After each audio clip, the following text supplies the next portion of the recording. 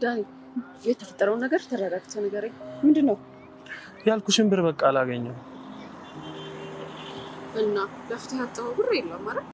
ሰላም ሰላም፣ ውድና የተከበራችሁ የሮዝ ቤተሰቦች እንዲሁም ለቻናሉ አዲስ የሆናችሁ ላይክ፣ ሰብስክራይብ በማድረግ አበረታቱኝ። ቪዲዮውን እስከ መጨረሻ ድረስ ለማየት ሞክሩ። ዛሬ እንግዲህ የመጣሁላችሁ በእነ ትሁት ድራማ ነው። ትሁት ድራማ እንግዲህ የካሌብ አባት ዳንኤልን በወረቀት ላይ ጽፎ የምትፈልገውን ነገር ምረጥ አለው። ሲመርጠውም ምርጫው 10 ብር ብቻ ነበርና የካሌብም አባት ፈገግ ብሎ ስቆ እንግዲህ የመረከው 10 ብር ነውና እንካ ይኸው ብሎ ሲሰጠው ዳንኤልም ተናዶ ወጣ።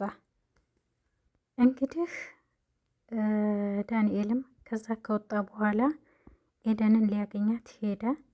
ኤደን መታ ሰላም ካለችው በኋላ ላንቺ ባል መሆን አልታደልኩም አላት። መሆንህ ነው ስትለው በቃ ያሰብኩትን ገንዘብ አላገኘሁትም ብሎ ነገራት። ኤደንም እና ለፍተህ ያጣሁ ብር የለም አይደል ስትለው ዳንኤልም ለፍቼበታለሁ በማለት መልስ ሰጣት። ኤደንም ሐቅህን አላጣህም ተረጋጋ ስትል መለሰችለት። ዳንኤልም ባልሽ ለመሆን ጥሪ ያለሁ ግን ያም ቢሆን አልተሳካም። ካሁን በኋላ የፈለግሽውን ነገር ማድረግ ትችያለሽ ብሎ ትቷት ሄደ። ኤደንም ካሌብ አባት ጋር ሄዳ ጋሼ ቆይ ምንድነው የተፈጠረው ብላ ጠየቀችው። ጋሼም አንቺ ጥሩ ልጅ ነሽ ልጄ፣ ቆይ 4 ሚሊዮን ብር ለሰው ይሰጣል ብሎ ጠየቃት። ያውም ስራ ለማይሰራ ለመስራትም ለማያስብ ሰው ብሎ አላት።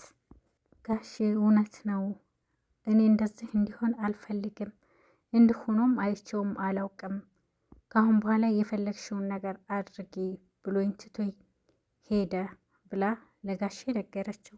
ጋሼም አንቺ ዳንኤልን ለማግባት ሀሳቡ ካለሽ ደህና አርገሽ ልትሰሪበት ይገባል አላት።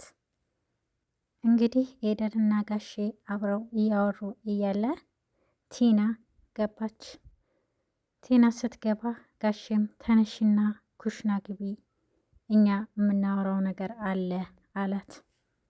ቲናም እሺ ብላ ከሄደች በኋላ ኤደን ለጋሼ ምን ነው ጋሼ የወንድም የልጅ ሚስት አይደለች እንዴ ብላ ጠየቀችው። ወንድምና እህት፣ እሱም ወንድምና እህት ተጣመው ነው የተወለዱት ብሎ መልስ ሰጣት። ኤደንም ምን ነው እሷ ብድር ፈልጋ ነው ብላ ጠየቀችው ለጋሼ። ጋሼም አይ ቤት ፈልጋ ነው ብሎ መለሰላት። ቲናም እንግዲህ በንዴት ዳንኤል ጋር ሂዳ ዳንኤልን እኔን ውጪ ይለኛል ወይኔ ቲና ብላ ትለዋለች።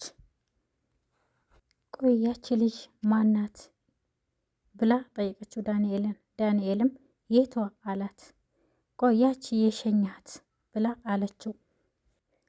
ኩሽና ሂጂ ብሎ አባረረኝ ብላ ለዳንኤል ስትነግረው ዳንኤልም ብር ሰጣለሁ ብሎ እኮ አታለለኝ ብሎ ለቲና ይነግራታል።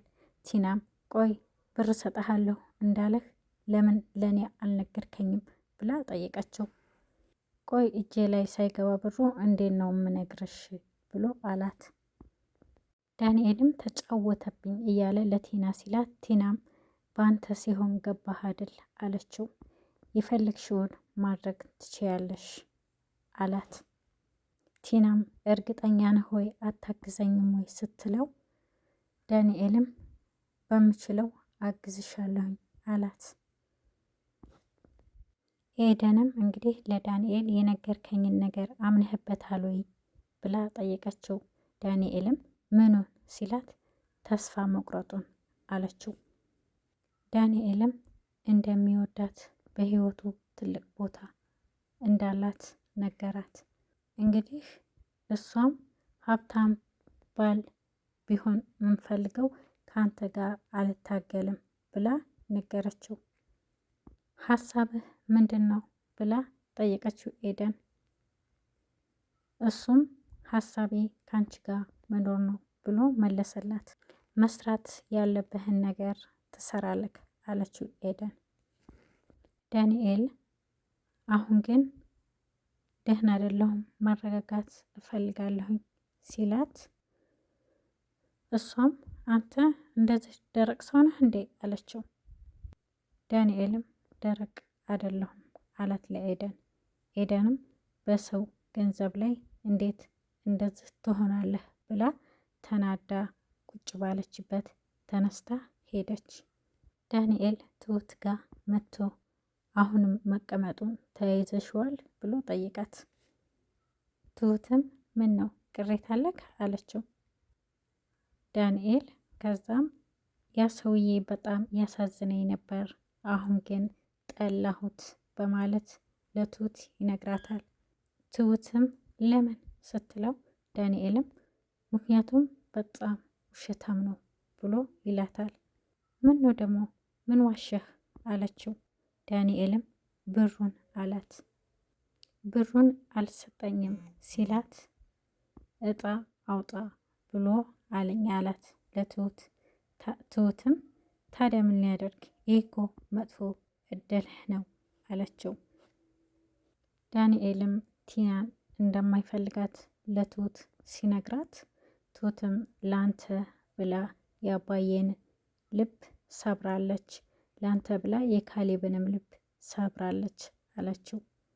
ካሌብ ይመጣና አባዬ እንዴት ሆንክ ሲለው፣ አባቱም ፈገግ እያለ እየሳቀ 10 ብር ወጣለት ብሎ ለካሌብ ይነግረዋል።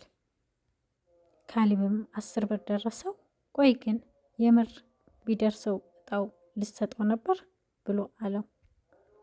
ትሁትም መልሳ ቆይ አባዬ ቢወጣለት ግን ትሰጠው ነበር ብላ ስጠይቀው የጠየቀኝ ብር ጽሑፍ ላይ አልነበረም ብሎ መለሰላቸው።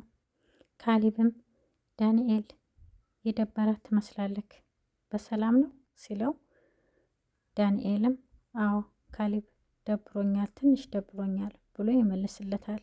ስራ ብትሰራ እኮ አይደብርህም ነበር ሲለው፣ ዳንኤልም ስራው ከየት ይገኛል ስራ እንደማይገኝ ይነግረዋል።